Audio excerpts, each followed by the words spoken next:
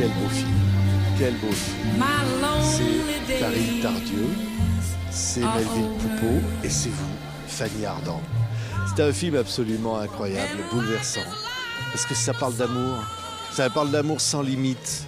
L'amour qu'on voudrait éteindre, mais qui est là, jusqu'au bout, jusqu'à l'extrême limite.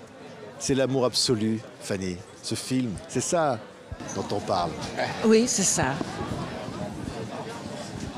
Non, mais vous avez tout dit dans votre phrase, finalement. Oui, c'est l'amour décliné sous toutes ses formes. L'amour qui fait du bien, l'amour qui fait du mal, l'amour qu'on espère, l'amour... Quand je dis c'est un film d'amour, enfin, ça paraît évident, mais l'amour n'a pas de limite. Là, on parle de l'âge, on parle du temps, on parle de tout ça. Et ce qui est fort, c'est qu'on se dit « Waouh, qu'est-ce que c'est fort l'amour !» Et c'est ça que raconte le film. Il me semble.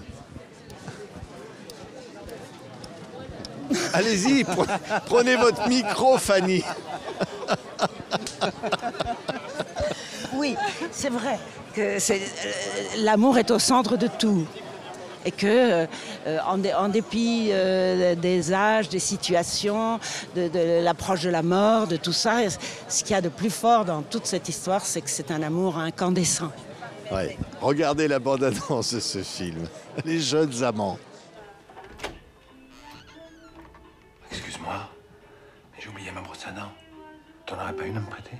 Ah oui. Merci.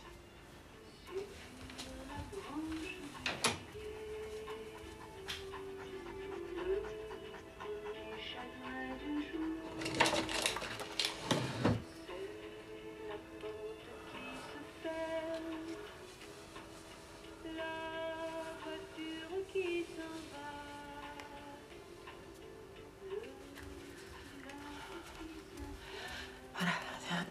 T'as besoin d'un dentifrice aussi? Non, je prendrai celui de Georges. Et puis merci aussi pour les... Bon, bonne nuit. Bonne nuit.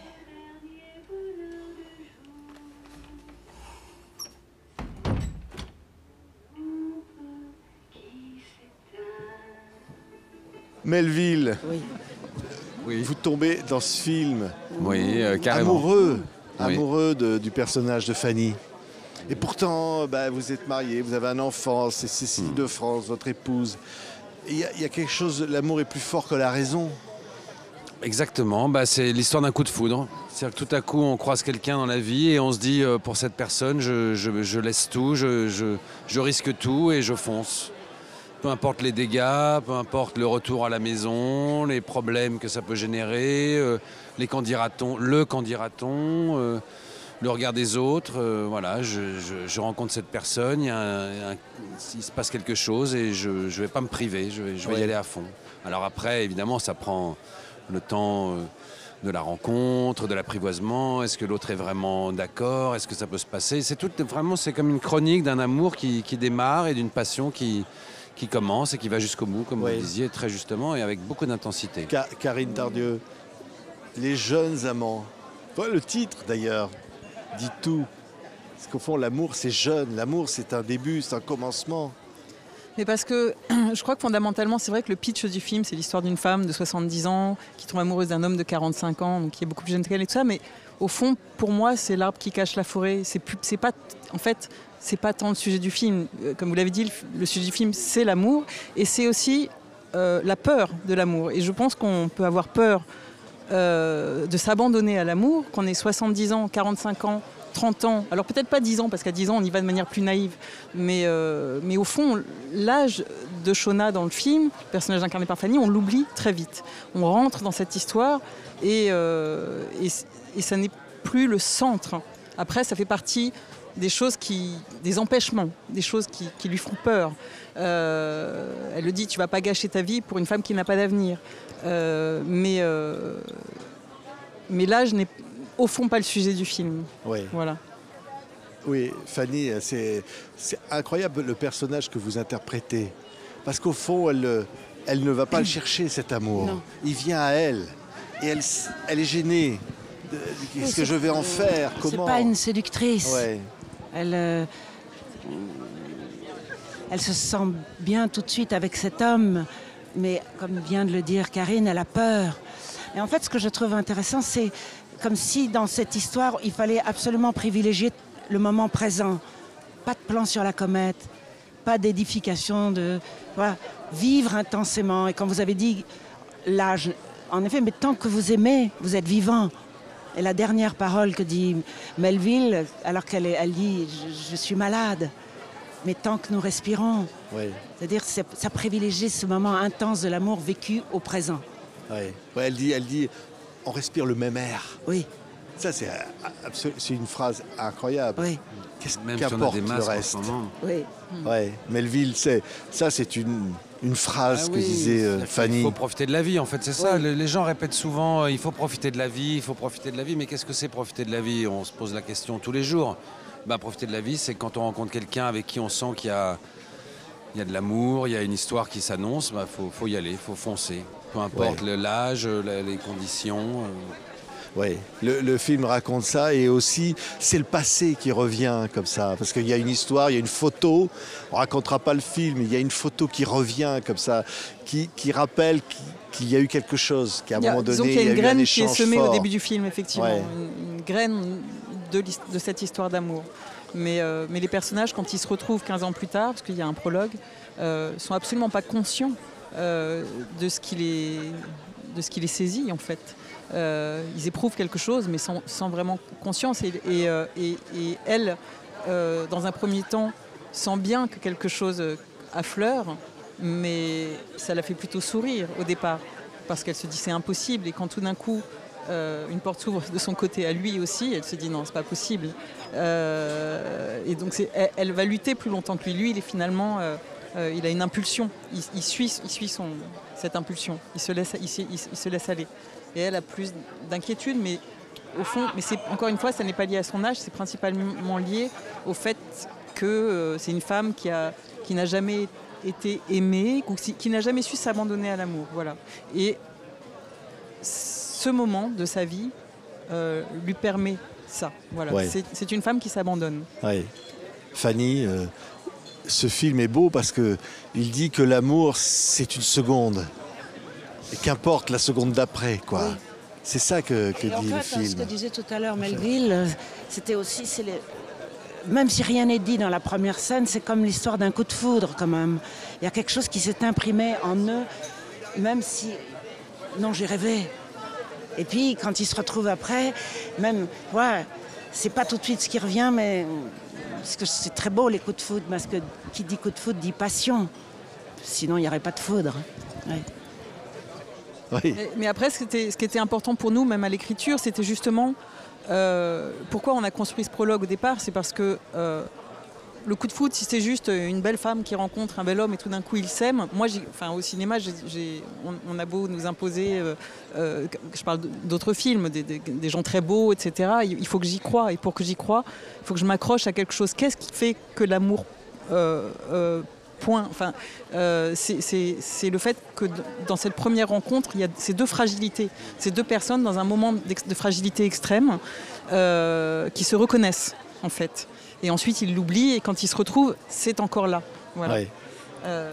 Je voudrais quand même dire, Melville, tourner avec Fanny Ardant, tourner avec Fanny. Difficile. Parce que nous, comme spectateurs, on est bouleversés.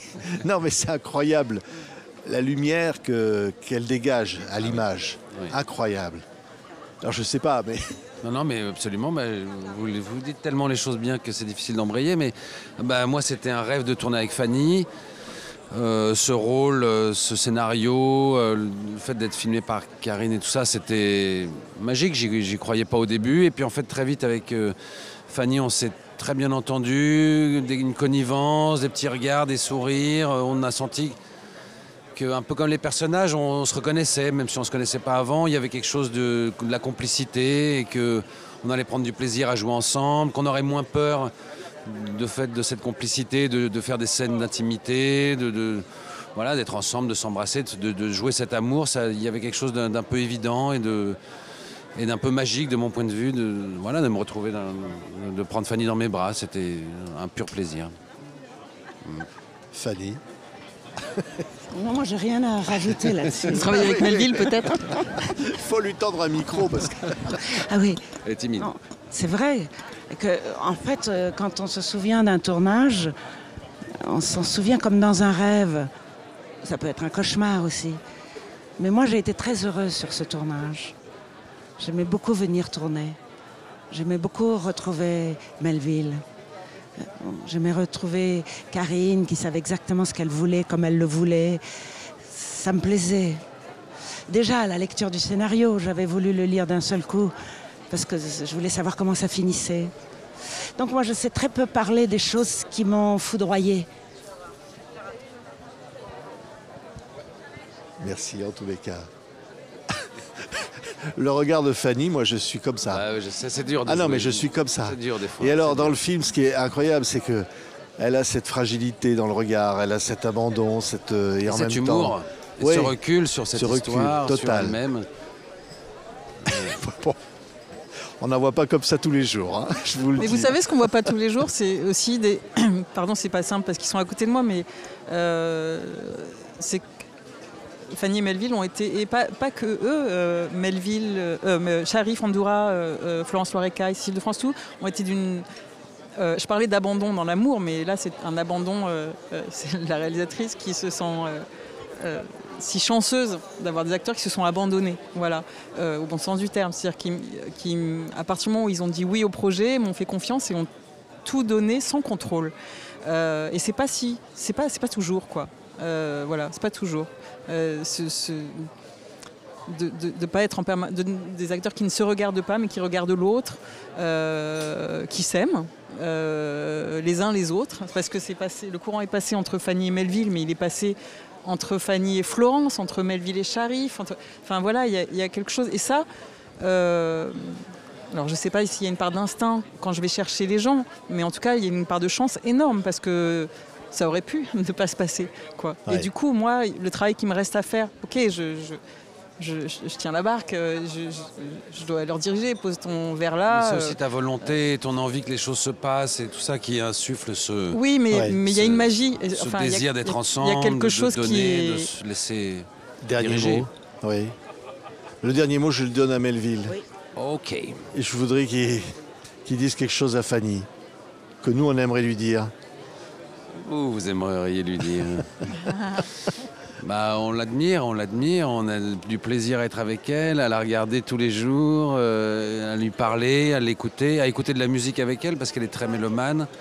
Elle a des goûts musicaux très éclectiques, en cinéma, en littérature, on découvre tous les jours. C'est de la magie en fait. Voilà, c'est comme un tour de magie permanent. Et c'est une grande chance. Merci. Alors, moi je dirais qu'elle est, avant toute chose, elle est curieuse de tout. Merci. Merci beaucoup à tous les trois. Allez voir Les Jeunes Amants. Moi, ce film m'a beaucoup, beaucoup touché. Il est formidable. Merci. Beaucoup d'émotions, du début à la fin. Merci beaucoup.